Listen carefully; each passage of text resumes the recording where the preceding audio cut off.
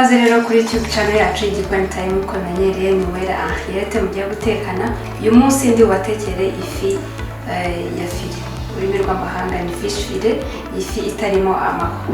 Iyo fi rero ni iroroshye cyane, ntabwo bigoye kuyiteka, iroroshye ntabwo byakugora, ibirungo dukoresha ni bimwe ushobora kubona no ku isoko.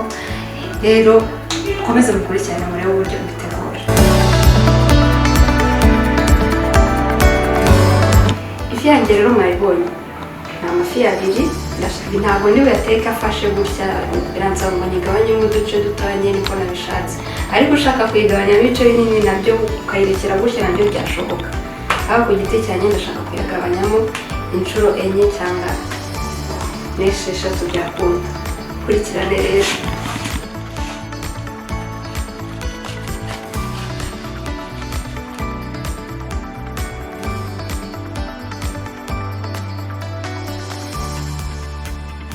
Nyuma yo kuzikata igikurikiyeho usigaho umunyu kuri buri fi yose, usigaho umunyu usiga imbere y'umunyu, usigaho umunyu mwinshi ariko ugerageza gusigaho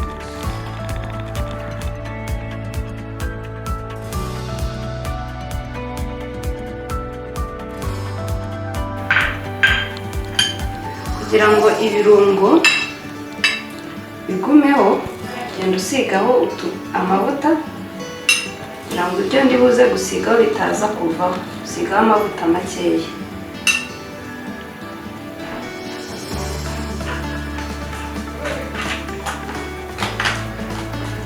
Amavuta ari budufashe kugira ngo inoroshye.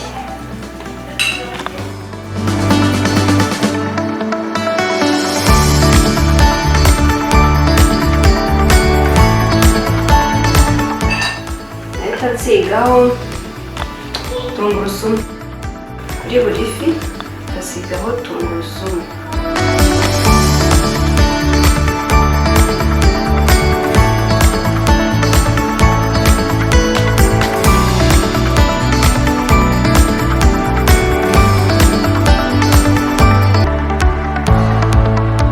Usigaho imbere n'inyuma, hose usigaho, ntabwo usiga inyuma honyine, ari imbere ari inyuma kugira ngo ibirungo byacu bigume.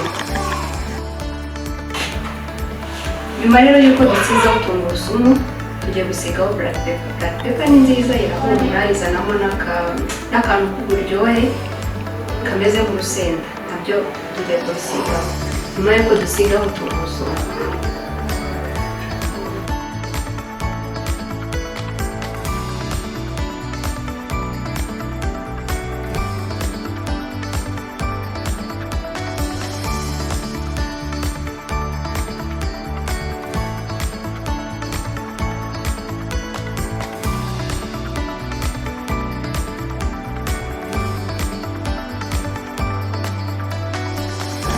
Nyuma rero gusigaho ya black pepper yacu cyangwa agasenda, biterwa n'icyo ufite. Ngiye gusigaho soya sauce kugira ngo ihindure n'ibara n'uburyohe nabwo babwinjiramo. Iyi soya sauce arakomezanamo akantu k'uburyohe, naho ngiye kugenda nsiga.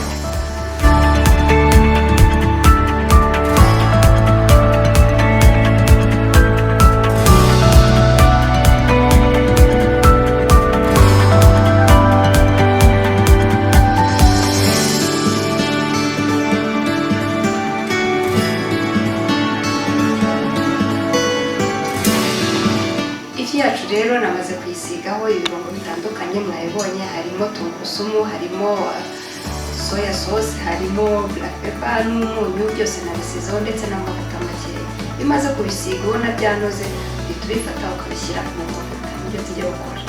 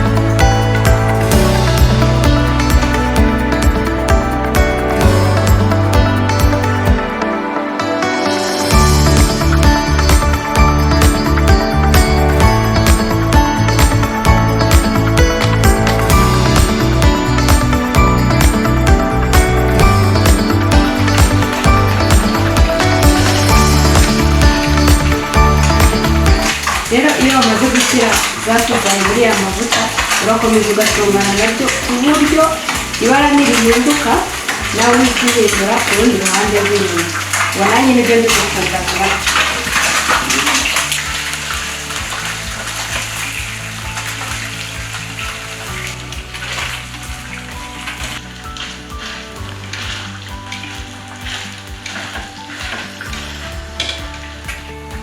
Rero urabibona ko ibara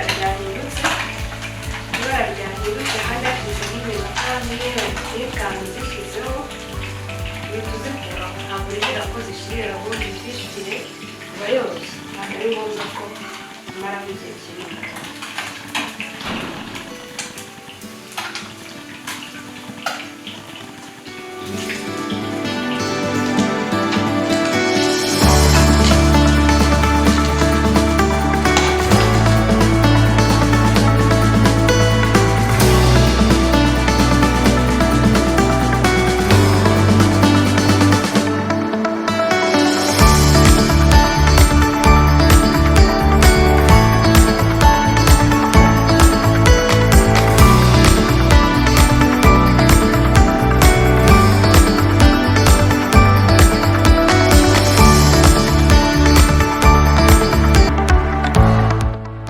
Kuri gahunda yacu rero nk'uko umenyereye, ntabwo tujya duteka ibiryo gusa ngo tubiserve gutya gusa, turabanza tukadekora tugashyiraho n'ibindi byatuma umuntu abirya yumva afite apeti. Rero uyu munsi iyi fish fillet yanjye nashyizeho akompanyuma ya gasalade ka kokombure, leti, karote, shyiraho na white sauce kugira ngo n'ubirya nawe bimuryohere. Iyi fi yacu rero wabibonye biroroshye cyane, ntabwo bigoye, ni ibintu byoroshye, biryoshye, ntabwo byatwaye iminota myinshi, biraryoshye nk'uko bigaragara. Ntibagirwe rero gukanda subscribe, like, share kugira ngo ibiganiro byacu cyangwa intego zacu ziva ku Gikoni Time uzajya uhora uzibona. Ntibagirwe gukanda kuri ya nzogera kugira ngo ni postinga nawe uzajya ubibona. Intego zacu rero